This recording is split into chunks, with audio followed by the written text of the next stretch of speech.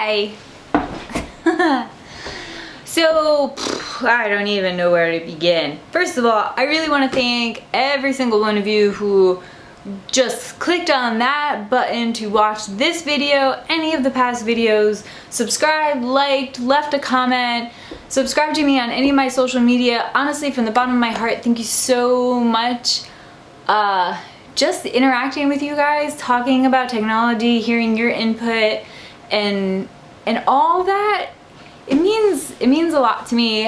And I don't even know how to express my gratitude other than to just keep making content and keep talking. And I hope you guys like it. I don't know the direction of this channel. I do know that I definitely want to do more builds. I want to explore the world of hardware and specifically the aesthetics of hardware and what different components, what we can do with them. I can kind of tell that I'm not as strict by the books on a script as some of the other YouTubers out there, and I don't think that's ever going to be my style. So if you like that, that's great. And in fact, I watch a ton of those channels. They're great, but this channel is probably going to be a little bit more personal. You're going to see a lot of builds that I just like to do, and you might not agree with. A lot of people obviously didn't like my bedazzled computer, completely understandable, not for everyone. In the last build, a lot of people didn't like that I chose an i3 processor. They didn't understand why I would ever do that. And honestly, I just like variation. I mean, sure, I could put an i7 in every single computer that I build, but it gets kind of boring. I mean, don't we want to know what the other processors can handle? Maybe I can play Doom on Ultra with an i3 that's overclocked and a decent graphics card. I mean, I really don't think so, obviously. It's just absurd. But I'm just saying, for the sake of science, let me try it. Give it a shot. Oh, everybody was so quick to tell me what to do, which is perfectly fine. I know this is the internet. Everyone has their opinions, and I love it. That's why it's so great, because we all have opinions. The back of my chair keeps hitting my desk, and it's really annoying. But anyway, we all have opinions, and it's perfectly okay, and I love seeing them in the comments. I mean, as long as they're like positive and not like, why the F did you choose that? You're such a dumb whatever, you know. Come on, that's unnecessary. But if you don't read my description or my pinned comments or listen to my video or explain why, but that's okay too, you know. It happens. Anyway, I forgot where I was going with this. I think I was going with it in the direction of the channel. Also, you can probably tell that I look away a lot. I'm really good with eye contact in real life. However, when I'm talking to a camera, it's really kind of weird. And I find that I am always looking all over the place while I'm talking. I don't know if that helps me concentrate, but I've definitely noticed it. So if you've noticed it, it's okay. I don't know if I should work on it. I also say and a lot. I know I'm working on that too. That happens when you don't work with a script. It's kind of a part of life, and I probably do it in real life too when I'm trying to explain something or get something out or talk quickly or think about the time or just generally get stressed about creating videos for the internet that, you know, could be around for a little bit or people might actually watch, which is a really weird concept because I say some weird things and do some weird things, and the fact that you guys are choosing to watch it just kind of makes y'all weird too, which is okay because weird is good. Weird is very good. I think that's all I have. So I'm gonna get started with the video. I am new to benchmarking. I should also mention this. I am new to benchmarking. I have of course done it in the past just to see. I've monitored my temperatures, all that. I've overclocked before. That's not new. But the actual like benchmarking process and sharing it with others that might have opinions about it, I'm a little worried because I've never done that part before, so bear with me in this learning process. Honestly, I have the best intentions and I just want to give you guys the information. I'm doing this for my own education and then just sharing it with you guys. So if you do have inputs about what I'm doing, how I'm doing it, definitely please share it. Don't hold it in, let me know, in a nice way. But let me know so that I can improve my process, improve the quality of the content on the channel, and there are definitely gonna be more builds to come. So if we figure it out now and get it right, then that would make me very happy. Obviously, I know what other YouTubers have done. I know what the internet suggests, but if we bring all of your comments together, then maybe we can get the best process. And I'm not expecting that to be like an overnight thing and to get it right the first time or on the next build even. This is gonna be an ongoing process that I'm always building and improving. So like I said, just bear with me and hang on for the ride, because I have a lot of cool builds planned and a lot of awesome products that I really want to check out throughout the year, and a billion other things that I really want to share with you guys, and I'm really excited, and I am so thankful that you guys even bothered to watch any of this. So from the bottom of my heart, once again, thank you. I gotta stop thanking you though. Let's get to the actual thing that I'm gonna show you. So, what you just watched, I recorded that about 2 weeks ago, thinking that I'd have the benchmark video for the black and white build done like the next day. Unfortunately, I have a very broken mind in that when I do something, I want it to be perfect, and I know that that is a very unrealistic expectation, especially when I'm new to something, and I'm very new to YouTube. So wanting it to be perfect is what I want, but it's not always going to happen. So here we are today. The reason why it took me 2 weeks to finally decide to just give you guys what I have is because I wanted to create the benchmarking process so that going forward, I always had a point of comparison. So I can come back to the 7350k and say, this is what I got for this test, this is what I got. So I've pretty much done that by just doing everything I possibly could. This is just very new territory for me. I have been building computers since 2005. I've built many of them. I have, though, never put them on the internet for opinions and for others to judge, and my work for others to judge. Generally, you look at benchmarks to make sure your computer is stable after building it, to verify you're getting good results and good FPS.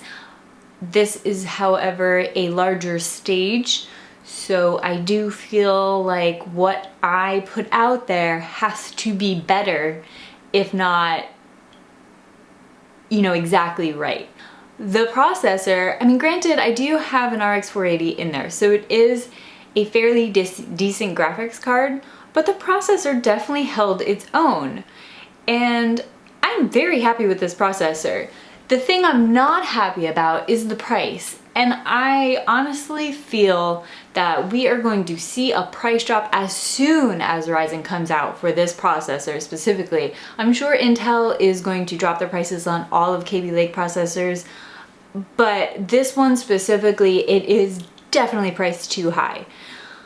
You can get an i5 for just not much more, so why wouldn't you get that? It obviously makes sense, so I get that from the comments, but what some of you didn't get is that I knew that, and regardless I was going to do it anyway. So I do apologize for the wait. I know I had said I wanted to get the benchmarks out much faster, but I have the results today, and I'm very excited to tell you that I think it's a pretty good processor, not gonna lie.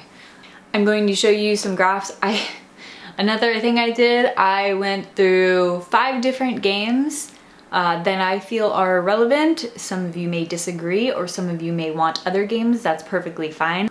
I chose 5 games and I recorded gameplay, captured FPS, all before overclocking, and then again after overclocking. So I had a ton of footage, and I did this by using an Elgato HD60 hooked up to a third computer that you actually can't see and I've never really talked about. It's a 4790K with a GTX 970. So I had that recording footage, that's all I was doing, using OBS, recording straight from the black and white computer. Unfortunately, I put way too much faith into that process and waited until I had recorded everything to go back and look at the footage, and it ended up being potato. And I really don't know why. I had it recording at 1080, 60 frames per second, no bitrate limits because it's not streaming or anything. I don't know why it's so potato. It's so potato. I couldn't watch it. I had it in Final Cut Pro, and I was like, what? And I went back and looked at the original PC, and no, it's just potato.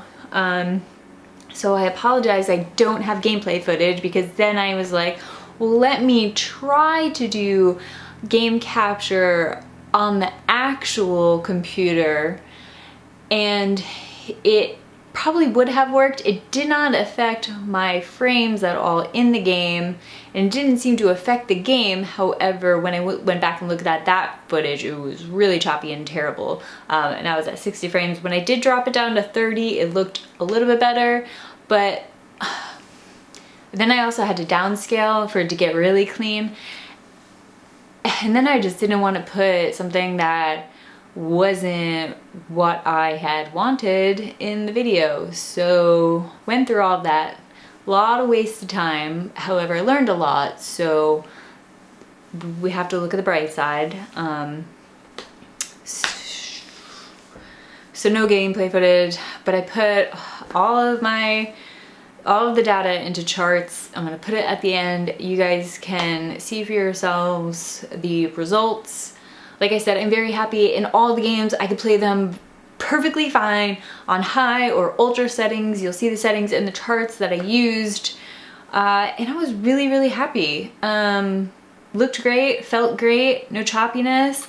I remember a long time ago when GTA 5 came out, I had a subpar processor, and it was really choppy. So I didn't want to use GTA 5 as a test case, just because I've heard that it doesn't run so well with Skylake and Kaby Lake, and those the results, I don't know if we can not trust them or whatever the word is.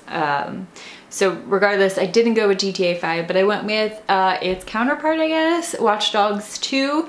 So that is a very CPU heavy game. So I did include that in the benchmarks, but even that, I got really good results from it. There are a couple parts when you're playing, if you had it, I think it was on very high, you definitely could feel some stuttering. So I did lower it to high, and it felt a lot better. And that's to be expected. I mean, it is an i3 processor. I think I've lost years of my life in this process. So in conclusion, if you are looking for a budget processor, hold your panties, because I have a new build coming up that is a real budget build. It's not an aesthetic build, and it's going to be nicely priced. We're going to flip that build and kind of go the opposite direction and upgrade it and then see what we got. So those are the two builds that we have coming up. I say they'll probably be within the next 2 weeks, if not sooner. I'm just waiting on all the final parts to come in. Pretty exciting. I'm excited to build them and bring them to you and then see what we can do with them. Oh, I forgot to mention the overclocking. So you also remember that I stated one of the reasons why I bought the i3-7350k is because it's unlocked from Intel and I wanted to overclock it. Well, let me tell you, it was a breeze to overclock.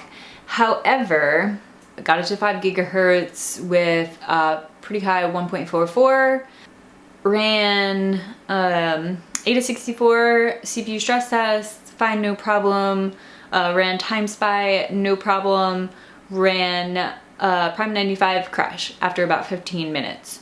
And of course, we know Prime 95 definitely puts it through the paces, and if it's gonna crash, it's gonna crash on Prime 95, pretty much. So what I noticed when it was crashing is that the temperature was getting really close to 90 degrees Celsius at full load, really high. So decided that's too high for my comfort, wanted to drop it down. So I decided to decrease the multiplier, brought it down to 4.9 gigahertz, and the voltage dropped down to 1.41, and temperatures dropped about 10 degrees on full load, so a little bit better. And ultimately, I'm pretty happy with it on 4.9. You can see the results in the charts I'll have at the end of the video as far as how it affected gameplay. You're really not going to get too much of a change with games. You can see an increase of just a few frames per second, but there definitely was an increase. And you can see in all of the other benchmarks I ran, definitely an increase. I'm sure for rendering, it would definitely see a boost with the 4.2 to 4.9 jump. Can't change the cores though, so because of that, the i3 is definitely a limited processor, and for not much more, you can get an i5. And I know that was the point of a lot of the comments in the black and white build video. I understand that. This was simply for the science experiment of seeing it all in real life. So once again, I just want to thank you guys for watching this video on the wrap up of the benchmarks. I'm so sorry I don't have gameplay for you. Like I said, it was pure potato, and I don't feel comfortable including that in my video. Just for the sake of, I know the criticism and comments that I would get from the gameplay footage. It was really bad. If you like this video, then hit the like button. If you want to hear my rants and see pictures of the builds process and all kinds of things, follow me on both Twitter and Instagram, and subscribe to me here for future videos. Got a few good ones coming up, so stay tuned for that.